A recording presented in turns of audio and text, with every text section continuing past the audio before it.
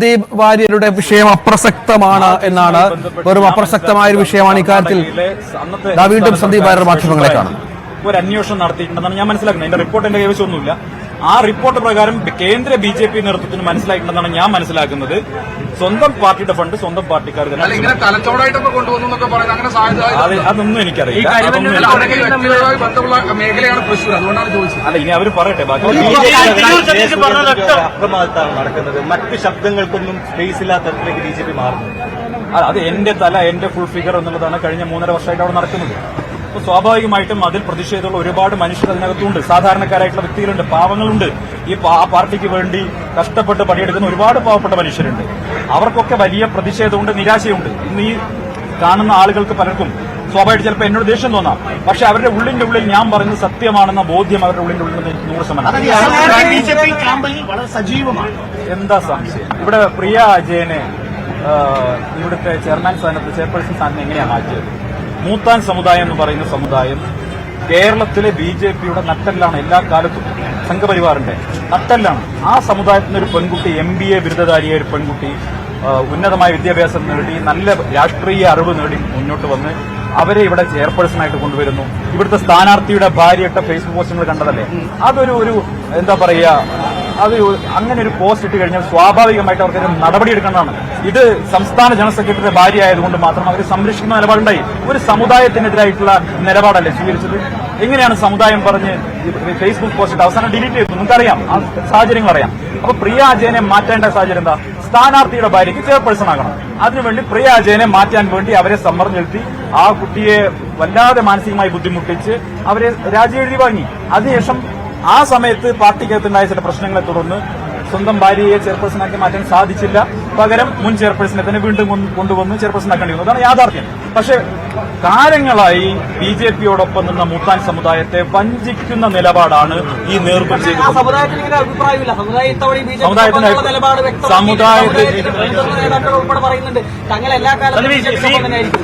സമുദായത്തിന്റെ അഭിപ്രായം ജനൻ TV അരുൺ അല്ലല്ലോ പറയുന്നത്. സമുദായത്തിന്റെ അഭിപ്രായം അരുണിന്റെ കല്യാണത്തിന് മൂത്താന്തറ ക്ഷേത്രത്തിൽ ഞാനും ഉണ്ടല്ലോ. അപ്പൊ സമുദായത്തിൽ അരുണിനേക്കാൾ കൂടുതൽ എനിക്കറിയുന്നവരുണ്ട് അല്ലെ? അരുണിന്റെ കല്യാണം മൂത്താന്തറ കണ്ണകിയമ്മ ക്ഷേത്രത്തിലായിരുന്നു. 2 മാസം മുമ്പ് ഞാനും ആ കല്യാണത്തിനുണ്ടായിരുന്നു. അന്ന് അവിടെ ആരൊക്കെ എന്നെ സ്വീകരിച്ചു എന്നൊക്കെ ജനൻ TVയുടെ അരുണിനറിയാം. അതുകൊണ്ട് ഇക്കാര്യത്തിൽ സമുദായത്തിന്റെ, ഞാൻ പറയുന്നത് ഏതെങ്കിലും സാമുദായിക സംഘടനയുടെ കാര്യമല്ല ഞാൻ പറയുന്നത്, സമുദായത്തിനുള്ളിൽ അതിർത്തി ഉണ്ട് എന്നുള്ളതൊരു വസ്തുതയാണ്. സംഘപ്രസ്ഥാനമായിട്ടുള്ള അങ്ങയുടെ ബന്ധം ഒരുപാട് തവണ അങ്ങ് വിശദീകരിച്ചതാണ്. രാഷ്ട്രീയ ജീവിതത്തിൽ അങ്ങയുടെ ജീവിതത്തിൽ പാടെ മാറ്റുന്ന ഒരു തീരുമാനമാണിത്. ഒരുപാട് ആലോചിച്ചിട്ടുള്ള തീരുമാനമാണ്. സ്വാഭാവികമായിരിക്കുമല്ലോ, ആലോചിക്കാതൊരു തീരുമാനം എടുക്കില്ല. എന്തുകൊണ്ട് മുറിച്ചു കളഞ്ഞൂടാ?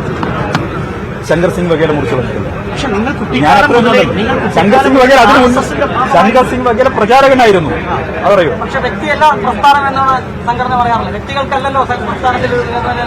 എന്നൊരു കാര്യം നരേന്ദ്രമോദിയെ മാറ്റി നിർത്തി ഇലക്ഷൻ മത്സരിക്കാൻ പറ. വ്യക്തിയാണ്.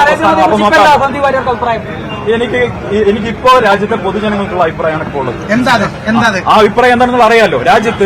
രാജ്യത്തെ നിലവിലെ സാഹചര്യത്തിൽ ജനങ്ങൾക്കിടയിൽ ഭിന്നത ഉണ്ടാക്കുന്ന, അതല്ലെങ്കിൽ വെറുപ്പുണ്ടാക്കുന്ന, വിദ്വേഷമുണ്ടാക്കുന്ന രീതിയിലേക്ക് ഒരു ഭരണാധികാരിയും പോകരുത് എന്നുള്ളത് തന്നെയാണ് എന്റെ. സ്വാഭാവികമായിട്ടും അത് തന്നെയാണല്ലോ പറഞ്ഞു. ഇനി നിങ്ങൾ ആവശ്യം ചോദിക്കേണ്ടത്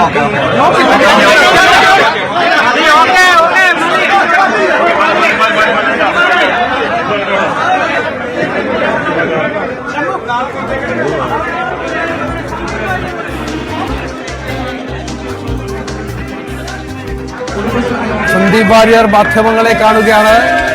പൂർണ്ണമായും കോൺഗ്രസുകാരനായി മാറാൻ ഒരുങ്ങുകയാണ് താനെന്ന് പറയുന്നു.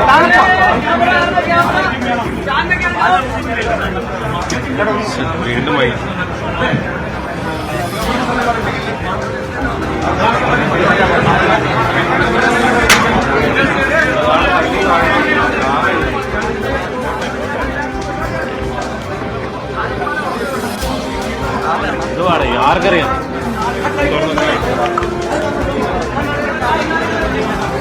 കാവിക്കുപ്പായം അഴിച്ചുവെച്ച് ത്രിവർണ്ണ പതാകയുടെ കീഴിൽ പാലക്കാട്ടെ BJP സന്ദീപ് വാര്യർ ആ 1.5 ലക്ഷം ഇപ്പൊ എത്തി നിൽക്കുന്ന എവിടെയാ?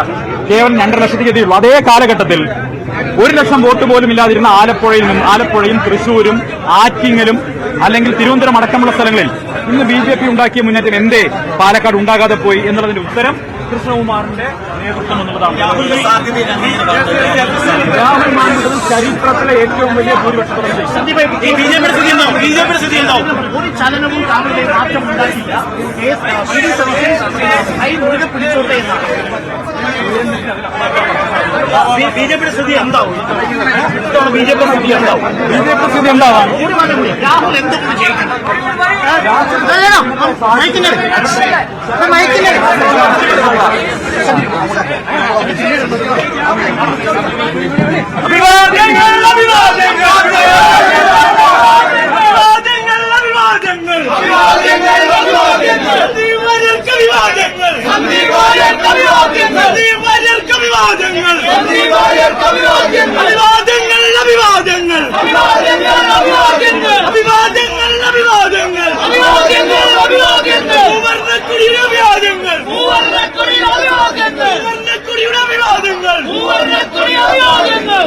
സന്ദീപ് വാര്യർക്ക് അഭിവാദ്യം അർപ്പിക്കുകയാണ് കോൺഗ്രസ് പ്രവർത്തകർ. കാവി കുപ്പായത്തിൽ നിന്നിറങ്ങി കൈപിടിച്ച് ത്രിവർണ്ണ പതാക കീഴിൽ ഇനി സന്ദീപ് രാഷ്ട്രീയ ജീവിതം മുന്നോട്ട് കൊണ്ടുപോകും.